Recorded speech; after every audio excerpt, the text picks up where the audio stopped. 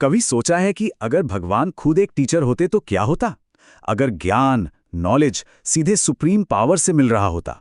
आज हम एक ऐसे ही अनोखे विचार पर आधारित एक आध्यात्मिक प्रवचन को समझने वाले हैं, जो ब्रह्मा कुमारीज आंदोलन की शिक्षाओं से लिया गया है।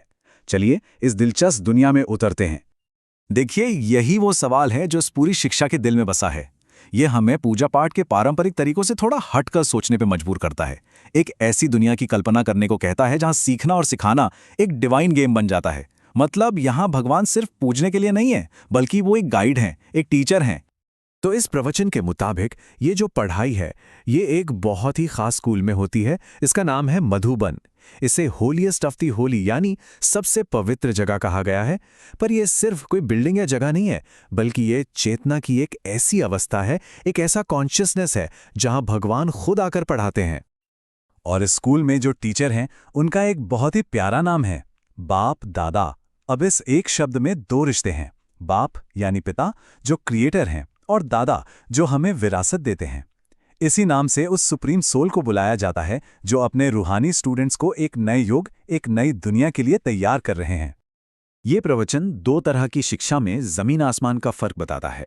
एक है दुनियावी पढ़ाई, जिससे आसुरी या राक्षसी तक कहा गया है। अब ऐसा क्यों? क्योंकि प्रवचन के अनुसार ये शरीर और उससे जुड़ी इच्छाओं पर टिकी है, और इससे मिलने वाला फायदा भी बस टेम्परेरी होता है। और दूसरी तरफ है ये दिव्य शिक्षा, जो आत्मा की समझ पर आधारित है, और इसका इनाम है पूरी दुनिया की सॉवरेनिटी यानी संप्रभुता। लेकिन जैसा हर सफर में होता है, यहां भी चुनौतियां हैं। इस आध्यात्मिक रास्ते पर स्टूडेंट्स को सिर्फ सीखना ही नहीं है, बल्कि उन्हें एक बहुत ही ताकतवर दुश्मन का सामना भी करना पड़ता है। और इस दुश्मन का नाम है माया। तो ये माया है क्या? इसे एक ऐसी भ्रम पैदा करने वाली शक्ति बताया गया है, जो हमें हमारे असली स्वरूप यानी आत्मा होने के एहसास से दूर ले जाती है।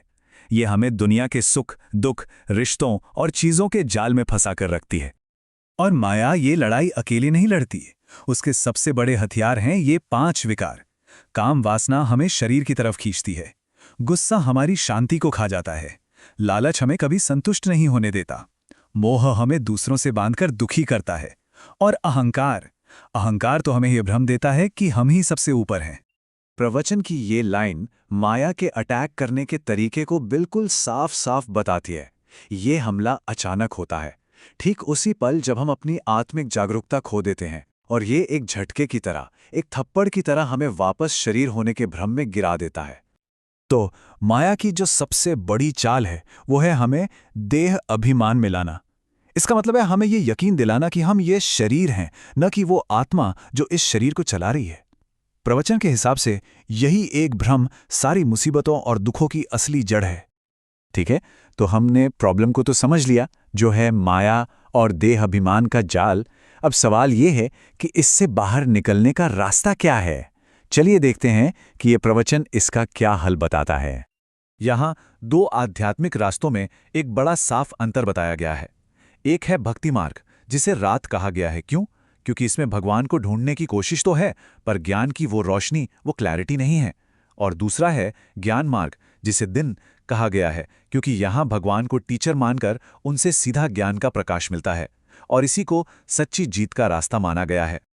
तो कोई स्टूडेंट कैसे समझे कि वो सही रास्ते पर है? प्रवचन इसके लिए कुछ पक्की निशानियां बताता है। पहली, चाहे कोई तारीफ करे या बुराई, मन एकदम शांत रहे।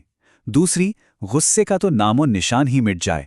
तीसरी, हर किसी को एक शरीर की तरह नहीं, बल्कि एक आत्मा की तरह देखने की आदत बन जाए। चौथी, कमल के फूल की तरह दुनिया में रहते हुए भी दुनिया की गंदगी से बिल्कुल अलग रहना। और पांचवी, मन में कोई भी दुनियावी इच्छा बाकी ना रहे। इन सभी लक्षणों को पाने का जो सबसे जरूरी अभ्यास है, वो है देही अभिमानी बनना। मतलब देह के अभिमान को छोड़कर खुद को देही यानी आत्मा समझना। ये सिर्फ सोचना नहीं है, बल्कि एक लगातार प्रैक्टिस है, जिसे माना जाता है कि माया का असर टूट जाता है और आत्मा अपनी असली ताकत में वापस आ जाती है। अच्छा, ये जो शिक्षा है, ये सिर्फ किसी एक इंसान के भले के लिए नहीं है। इसका एक बहुत बड़ा, एक कॉस्मिक मकसद है, जो इस पूरी दुनिया के भविष्य से जुड़ा हुआ है।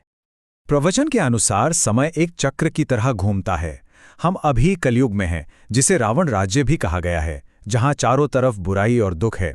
इसके बाद एक विनाश का समय आएगा जो इस पुरानी दुखी दुनिया को खत्म कर देगा। और फिर एक नए युग, सतयुग की शुरुआत होगी, जिसे राम राज्य कहा गया है, जहां सिर्फ सुख, शांति और पवित्रता होगी। और यहीं इस दिव्य शिक्षा का असली मकसद सामने आता है। जो स्टूडेंट्स इस ज्ञान को अपनी जिंदगी में उतारते हैं, वो सिर्फ खुद को नहीं बदलते, बल्कि वो आने वाले सतयुग, उस नई दुनिया की नींव बन जाते हैं। असल में उन्हें उस सुनहरे युग का पहला नागरिक बनने के लिए ही तो तैयार किया जा रहा है। तो सवाल उठता है कि इस आध्यात्मिक स्कूल से जो ग्रेजुएट होते हैं, उन्हें मिलता क्या है? इस सारी मेहनत का, इस साधना का आखिरी इनाम क्या है? यहाँ एक बहुत ही मज़ेदार मिसाल दी गई है। जैसे एक राजा के हार में अलग अलग कीमत के हीरे मोती होते हैं, ठीक वैसे ही स्टूडेंट्स को उनकी मेहनत के हिसाब से नंबरवार यानी रैंक के हिसाब से पद मिलता है। जो सबसे अच्छी पढ़ाई करते हैं वो नीलम और माणिक की तरह नई दुनिया के राजा और रानी बनते हैं, जबकि बाकी अपनी अपनी कोशिश के हिसाब से शाही प्रजा या आम नागरिक बनते हैं। लेकिन सबसे बड़ी उपलब्धि किसी पद या कुर्सी से कहीं ज्यादा बड़ी है। सबसे बड़ा इनाम है माया जीत बनना। इसका मतलब है भ्रम की ताकतों पर और अपने ही अंदर के विकारों पर पूरी तरह से जीत हासिल कर लेना, अपनी आत्मा का मालिक बन जाना। और इस जीत का इनाम है 21 जन्मों के लिए पूरी दुनिया की बादशाही, एक ऐसी स्थिति जिसे हमेशा रहने वाले सुख के तौर पर बताया गया है, जहां दुख का नामो निशान तक नहीं होता। और आखिर में एक बात कही गई है जो इस पूरे इनाम के सार को समझाती है। ये बताती है कि आत्मा का असली भोजन, असली ताकत कोई बाहरी चीज नहीं, बल्कि सच्ची और कभी न खत्म होने वाली खुशी है। तो आखिर में ये सारी बातें हमें एक सवाल के साथ छोड़ जाती हैं।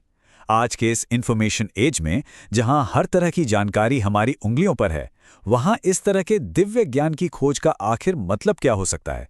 ये एक ऐसा सवाल है जो इस प्राचीन ज्ञान को हमारी आज की मॉडर्न दुनिया से जोड़ता है।